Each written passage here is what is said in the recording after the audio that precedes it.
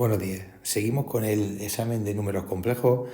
Vamos a resolver, el examen tipo que llevamos resolviendo durante toda la mañana de números complejos. Vamos a resolver el ejercicio 4, que es uno de los ejercicios que habitualmente más ponemos todos los profesores en este tema. Nos dan un número complejo, nos lo dan, ¿vale? Es verdad que lo dan en forma binómica, pero bueno, en una división de dos números en binómica. La gran dificultad que tiene el número complejo, como podemos ver, es que nos aparece un parámetro. Arriba nos aparece 2 menos k multiplicado por i, dividido, y abajo tenemos 3 menos i. Y este parámetro que tenemos aquí, esa k, va a hacer que este ejercicio se nos complique un poquito, ¿no? Y lo que nos piden los dos apartados es que calculemos el valor que debería de tener la k en el apartado A para que el número que nos salga al hacer la división sea un número real, es decir, que no tenga parte imaginaria, que su parte imaginaria sea 0.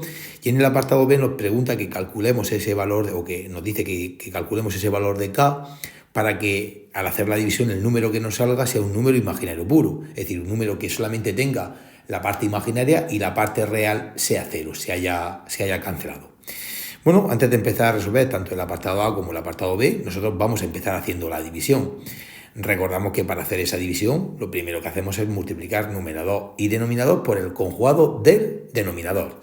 Así que lo primero que nosotros hacemos es multiplicar arriba y abajo. Bueno, vamos a ponerlo en una nueva fracción.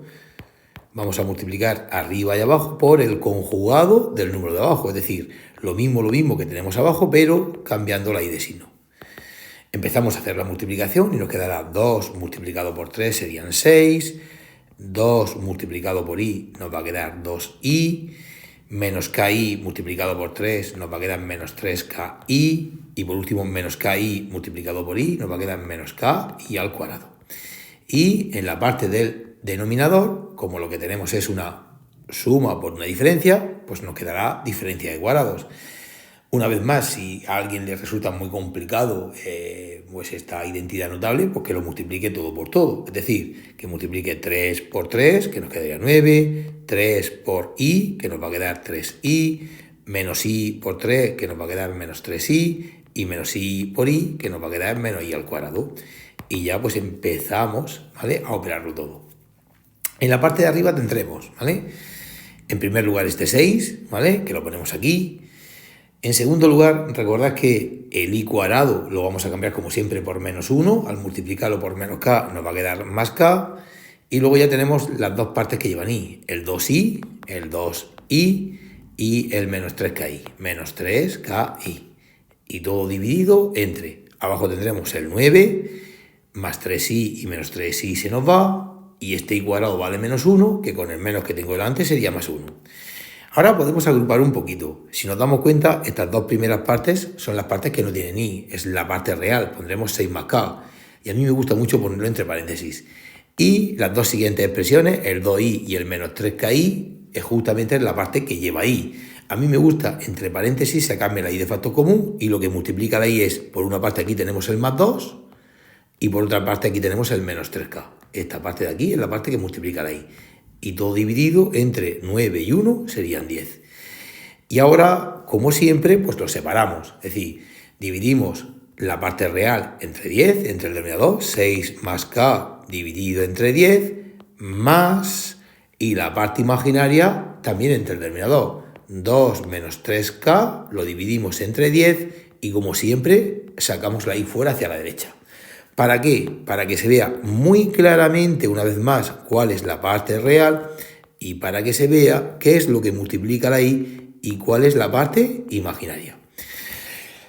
Y una vez que hemos hecho esta división, ya es muchísimo más sencillo responder a las dos preguntas. En el apartado A me preguntan o me dicen que calculemos el valor de k para que el número sea un número real. Como nosotros queremos que este número que tenemos aquí sea un número real, para que sea un número real tiene que tener solamente parte real. La parte imaginaria, esta parte, debería ser 0, es decir, nuestra parte imaginaria debería de ser igual a 0. O lo que es lo mismo, 2 menos 3k dividido entre 10 debería ser 0. Y de esta pequeña ecuación vamos a despejar el valor que tendría que tener la k para que de verdad la parte imaginaria sea 0 y por lo tanto el número sea real. Este 10 lo paso para allá multiplicando al pasar multiplicando, como va a multiplicar a 0, 10 por 0 nos va a quedar 0. El 2 lo pasamos restando, menos 3k tiene que ser igual a menos 2. Y por último, el menos 3 que está multiplicando lo pasamos dividiendo y nos va a quedar que la k es menos 2 entre menos 3. ¿Vale? Al final, menos 2 entre menos 3, menos entre menos nos queda más y nos quedaría justamente 2/3. Es decir, que para que el número sea real y por tanto su parte imaginaria sea 0, necesitamos que la k vale 2/3. Esta sería la solución para el apartado A. En el apartado B, como vamos a leer ahora mismo, lo que nos dice es que queremos que el número calcule el valor que debe tener la k para que el número z, el número que nos da al hacer la división, sea un número imaginario puro. Recordad que hemos dicho antes que para que un número sea un número imaginario puro, solamente tiene que tener parte imaginaria. Necesitamos que la parte real sea 0. Así que lo que vamos a hacer en este apartado es cogernos la parte real e igualar a 0. Diremos que 6 más k dividido entre 10 queremos que sea 0. Y una vez más volveremos a resolver esta pequeña ecuación. El 10 lo pasaremos multiplicando, nos va a quedar 6 más k es igual a 10 por 0, que nos da 0. Y nos va a quedar que la k es igual a menos 6.